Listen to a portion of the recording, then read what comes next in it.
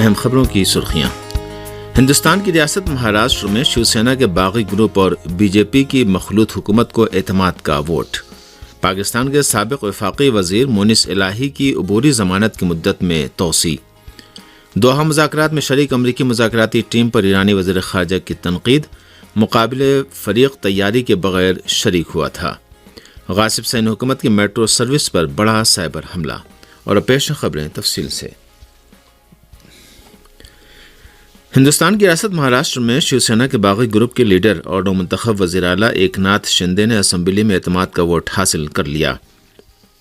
ہندوستانی میڈیا کے مطابق ایکناتھ شندے کی حکومت کے حق میں 164 جبکہ اس کی مخالفت میں صرف 99 ووٹ ڈالے گئے، جبکہ کانگریس کے 10 اور بعض دیگر پارٹیوں کے ممبران اسمبلی ایوان سے غیر حاضر رہے۔ اس درمیان اطلاعات ہیں کہ شیو سینا ادھو ٹھاکرے گروپ کے ایک اور رکن اسمبلی ایکناتھ شندے کے ساتھ شامل ہو گئے ہیں اور انہوں نے بھی حکومت کے حق میں ووٹ دیا ہے۔ ایوان میں ووٹوں کے دوران اپوزیشن ممبران نے ای ڈی کے نعرے لگائے۔ اس سے پہلے اتوار کو اسمبلی اسپیکر کے انتخاب کے لیے ووٹنگ ہوئی تھی۔ اس میں بھی بی جے پی اور شندے گروپ کے امیدوار کو 164 ووٹ ملے تھے۔ شندے کے ذریعے اعتماد کا ووٹ حاصل کر لیے جانے کے بعد شیو سینا ادھو ٹھاکرے نے مہاراشٹر کی موجودہ نئی حکومت پر الزام لگایا ہے کہ پیسے کے بل پر یہ حکومت بنائی گئی ہے۔ شیو سینا ادھو ٹھاکرے گروپ نے کہا ہے کہ وقت مشکل ضرور ہے لیکن ہم پھر اپنی طاقت واپس لائیں گے۔ ہندوستان کی ریاست ہماچل پردیش کے کلو علاقے میں پیر کی صبح ایک مسافر بس کے گہری کھائی میں گر جانے سے اسکولی بچوں سمیت کم از کم 16 افراد ہلاک اور 25 دیگر زخمی ہو گئے۔ سرکاری ذرائع کے مطابق یہ حادثہ صبح اس وقت پیش آیا جب سنج کی طرف جا رہی بس جنگلاتی علاقے میں بے قابو ہو کر سڑک سے گہری کھائی میں جا گری۔ رپورٹ کے مطابق واقعے کی اطلاع ملتے ہی پولیس اور ریسکیو ٹیمیں موقع پر پہنچ گئیں اور امدادی کام شروع کر دیا۔ بعض زخمیوں کی تشویشناک حالت کے پیش نظر ہلاک ہونے والوں کی تعداد میں مزید اضافہ ہو سکتا ہے۔ ہندوستانی وزیر اعظم نریندر مودی نے واقعے پر گہرے دکھ کا اظہار کیا اور حکومت نے بس اور کار بنانے والے کارخانوں سے حفاظتی تدابیر بڑھائے جانے کی ضرورت پر زور دیا ہے۔ واضح ہے کہ ہندوستان میں ہر سال 30 لاکھ سے زائد سڑک حادثوں میں ہزاروں افراد ہلاک ہو جاتے ہیں۔ لاہور کی بینکنگ عدالت نے منی لانڈرنگ کیس میں پاکستان کے سابق وفاقی وزیر مونس الہی کی عبوری ضمانت میں 14 جولائی تک توسیع کر دی ہے۔ پاکستان کے صوبہ پنجاب اسمبلی کے اسپیکر چودھری پرویز الہی کے بیٹے مونس الہی منی لانڈرنگ کیس میں ضمانت میں توسیع کے لیے لاہور کی بینکنگ عدالت میں پیش ہوئے۔ سماعت کے دوران وفاقی تحقیقاتی ادارے FIA نے عدالت کو بتایا کہ کیس کا بڑا حصہ آ چکا ہے۔ FIA کا کہنا ہے کہ بینکوں میں 10 سال پرانا ریکارڈ ضائع کر دیا جاتا ہے، اس لیے تفتیش کے لیے وقت درکار ہے۔ دوسری جانب عدالت نے کہا ہے کہ عبوری ضمانت کو غیر معینہ مدت تک کے لیے التوا میں نہیں رکھ سکتے اور اگلی تاریخ تک تفتیش مکمل ہو جانی چاہیے۔ واضح ہے کہ پاکستان کے سابق وفاقی وزیر مونس الہی پر وفاقی تحقیقاتی ادارے FIA نے 24 ارب روپے کی منی لانڈرنگ کا الزام لگایا ہے۔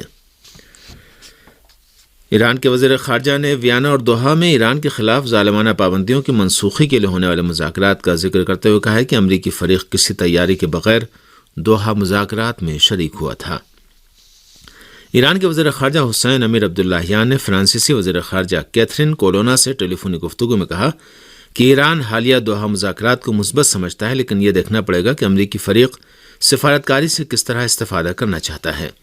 وزیر خارجہ حسین امیر عبداللہیان نے اس بات کا ذکر کرتے ہوئے کہ ایران نے اپنی مثبت تجاویز اور نظریات کو پیش کیا ہے، کہا کہ اس وقت سفارتکاری کا راستہ کھلا ہوا ہے اور ایران ایک اچھے اور پائیدار سمجھوتے کو آخری مرحلے تک پہنچانے کے لیے سنجیدہ اور مخلص ہے۔ ایران کے وزیر خارجہ نے زور دے کر کہا کہ اسلامی جمہوریہ ایران نے ہمیشہ ہی معاہدے کی پابندی کی ہے اور اسے فریق مقابل سے بھی یہی توقع ہے کہ وہ اپنے عہد و پیمان پر صحیح طرح عمل کرے۔ وزیر خارجہ حسین امیر عبداللہیان نے کیتھرین کولونا کو فرانس کی وزیر خارجہ مقرر کیے جانے کی مبارکباد دی اور باہمی احترام کی بنیاد پر پیرس کے ساتھ تعاون کو فروغ دینے پر تہران کی آمادگی پر زور دیا۔ اس ٹیلی فونی گفتگو میں فرانس کی وزیر خارجہ کیتھرین کولونا نے تہران اور پیرس کے درمیان اچھے تعلقات کا خیر مقدم کرتے ہوئے ایٹمی مذاکرات جاری رہنے اور پابندیوں کی منسوخی کی ضرورت پر تاکید کی۔ فرانسیسی وزیر خارجہ کولونا نے اس بات کا ذکر کرتے ہوئے کہ سمجھوتہ نہ ہونے سے بہتر ہے، کہا کہ تمام فریقوں کو اطمینان بخش سمجھوتے کے حصول کے لیے مذاکرات اور گفتگو کے موقع سے استفادہ کرنا چاہیے۔ فرانس کے وزیر خارجہ نے امید ظاہر کی کہ ایران اور فرانس کے نئے سفیر جلد ہی اپنا کام شروع کر دیں گے تاکہ دونوں ملکوں کے درمیان تعاون اور تعلقات میں توسیع کا عمل تیزی سے آگے بڑھے۔ ایران کے خلاف ظالمانہ پابندیوں کے خاتمے کے لیے ویانا مذاکرات کا 8واں دور 27 دسمبر 2021 سے شروع ہوا تھا، جو 11 مارچ 2022 کو یورپی یونین کی خارجہ پالیسی کے سربراہ جوزف بورل کی تجویز پر روک دیا گیا تھا تاکہ مذاکرات کار اپنے اپنے دارالحکومتوں میں جا کر سیاسی صلاح و مشورے کر سکیں، لیکن اس وقت سے اب تک امریکہ کی جانب سے ایران کے سلسلے میں واشنگٹن کے غیر قانونی اقدامات کی تلافی کے لیے فیصلہ کرنے میں پس و پیش کی بنا پر ویانا مذاکرات رکے ہوئے تھے۔ تاہم یورپی یونین کی خارجہ پالیسی کے سربراہ جوزف بورل کے حالیہ دورے تہران اور ایران کے اعلیٰ حکام سے ملاقات کے بعد پابندیوں کی منسوخی کے لیے قطر کے دارالحکومت دوحہ میں 28 اور 29 جون کو مذاکرات انجام پائے۔ مغربی افغانستان میں طالبان کے فوجی اہلکاروں پر نامعلوم مسلح افراد کے حملے میں 12 طالبان فوجی اہلکار زخمی ہو گئے۔ شفقنا نیوز ایجنسی کی رپورٹ کے مطابق مغربی افغانستان کے شہر ہرات کے سیکورٹی افسران نے بتایا کہ طالبان انتظامیہ کے فوجی اہلکاروں کی گاڑی پر یہ حملہ پیر کو کیا گیا، جس میں 12 فوجی اہلکار زخمی ہو گئے۔ حملہ آور 3 افراد تھے جنہوں نے فائرنگ کے علاوہ دستی بموں کا بھی استعمال کیا۔ اس موقع پر طالبان کے فوجی اہلکاروں کی جوابی فائرنگ میں ایک حملہ آور ہلاک ہو گیا جبکہ 2 دیگر فرار ہو گئے۔ ابھی تک کسی نے اس حملے کی ذمہ داری قبول نہیں کی ہے۔ واضح ہے گزشتہ برس اگست میں اقتدار پر قبضہ کرنے کے بعد سے طالبان افغانستان میں امن قائم کرنے میں کامیاب نہیں ہو سکے اور افغانستان میں ہونے والے بیشتر حملوں اور بم دھماکوں کی ذمہ داری داعش دہشت گرد گروہ نے قبول کی، جن میں اب تک سینکڑوں افراد جاں بحق اور زخمی ہو چکے ہیں، جبکہ طالبان داعش دہشت گرد گروہ کو افغانستان کے لیے خطرہ نہیں سمجھتے ہیں۔ صہیونی حکومت کے میڈیا نے خبر دی ہے کہ تل ابیب میٹرو سسٹم پر ایک بڑا سائبر حملہ کیا گیا ہے۔ صہیونی حکومت کے متعدد اداروں اور انٹیلیجنس ایجنسیوں کی فائلوں پر اب تک 12 سائبر حملے ہو چکے ہیں۔ صابرین نیوز چینل نے پیر کو عبرانی زبان میں شائع ہونے والے صہیونی ذرائع ابلاغ کے حوالے سے رپورٹ دی کہ عراق کے اندر سے تل ابیب میٹرو سسٹم کے کمپیوٹر سرور، کنٹرول مانیٹرز اور ڈیٹا سسٹم کو بڑے پیمانے پر سائبر حملے کا نشانہ بنایا گیا ہے۔ صہیونی حکومت کے مختلف اداروں کے کمپیوٹر سسٹم اور ویب سائٹوں کو اب تک کئی بار عراق کے اندر سے سائبر حملوں کا نشانہ بنایا جا چکا ہے۔ اس طرح کا تازہ ترین حملہ گزشتہ مہینے کے آخر میں انجام پایا تھا، جس میں شارپ بوائے نامی ہیکرز گروپ نے صہیونی حکومت کی سیاحت سے متعلق سائٹوں کو ہیک کر کے مالوار نامی سائبر اٹیک کیا تھا۔ ان سائٹوں پر 200 افراد کے بارے میں اطلاعات اور ان کے کریڈٹ کارڈ کی تفصیلات موجود تھیں۔ 2 مہینے پہلے بھی عراق سے ہی الطاہرہ نامی سائبر ٹیم نے یا لاسارات ابو مہدی کے سلوگن کے ساتھ صہیونی حکومت کے ٹرانسپورٹ سسٹم اور اس کے بنیادی ڈھانچوں پر بڑا حملہ کر کے صہیونی حکومت کی ٹرانسپورٹ کمپنی کو ناکارہ بنا دیا تھا۔ صہیونی ذرائع نے حالیہ مہینوں دوران مقبوضہ فلسطین میں موجود اہم کمپنیوں پر متعدد سائبر حملوں کی رپورٹیں شائع کی تھیں۔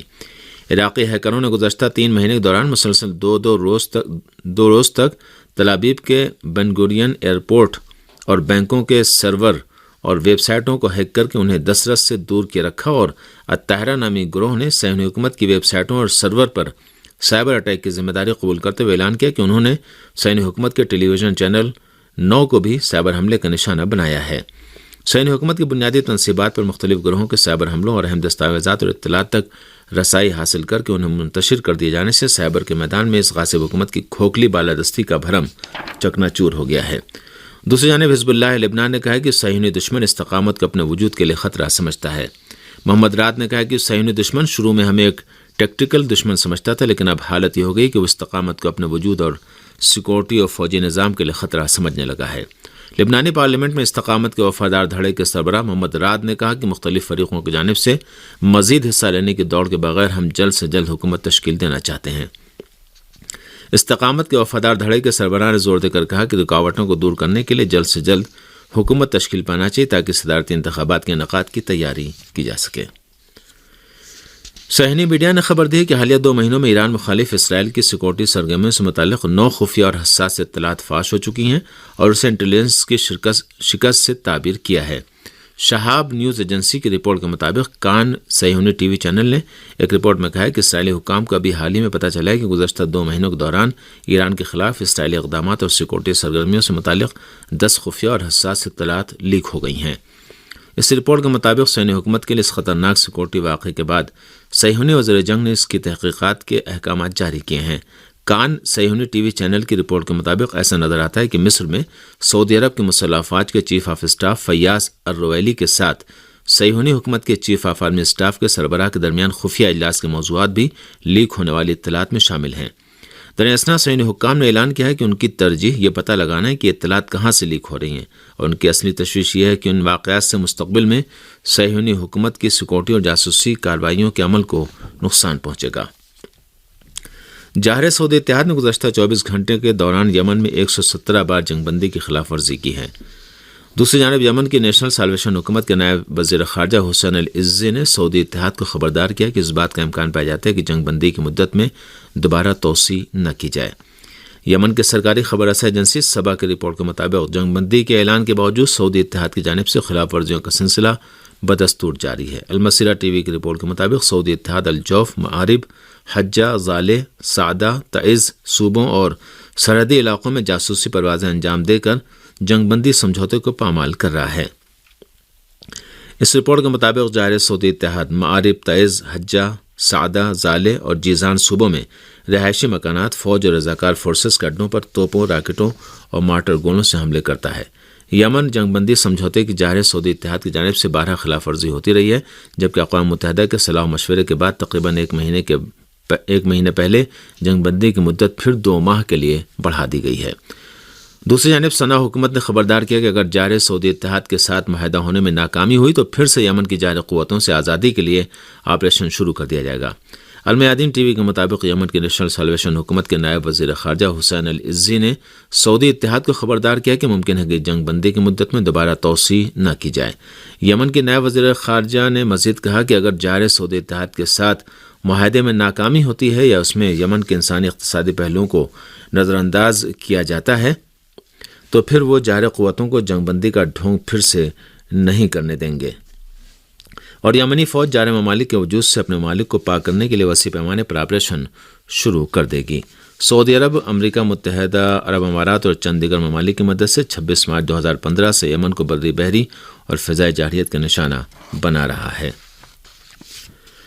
روس نے یوکرین کے اہم شہر لیسیچانسک پر کنٹرول حاصل کر لیا، جس کے بعد یوکرین کی فوج نے اس شہر سے پسپائی اختیار کر لی ہے۔ فارس خبر رساں ایجنسی کی رپورٹ کے مطابق یوکرین کی فوج نے اہم شہر لیسیچانسک سے پسپائی اختیار کی اور اپنے فوجیوں سے کہا کہ اس شہر سے نکل جائیں۔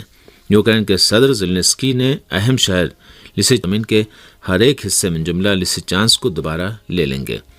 روسی خبر رساں ایجنسیوں کے مطابق روسی وزارت دفاع نے اعلان کیا کہ سرگئی شوئیگو نے روسی صدر ولادیمیر پوتن کو عوامی جمہوریہ لوہانسک کی آزادی سے آگاہ کر دیا ہے۔ واضح ہے کہ روس کی طرف سے ایسی کامیابیوں کا دعویٰ روسی افواج کے لیے ایک فیصلہ کن پیش رفت کی طرف اشارہ ہے، جو حملے کے 4 ماہ سے زیادہ عرصے سے دارالحکومت کیف سے اپنی توجہ ہٹانے کے بعد مشرقی یوکرین کا کنٹرول حاصل کرنے کی کوشش کر رہی ہیں۔